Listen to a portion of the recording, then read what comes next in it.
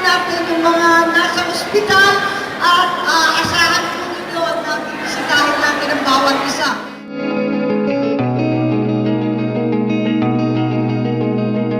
Sana makaabot tayo ng 90 years old na kasing ganda. Ayan, kasing ganda, kasing bait, higit sa lahat.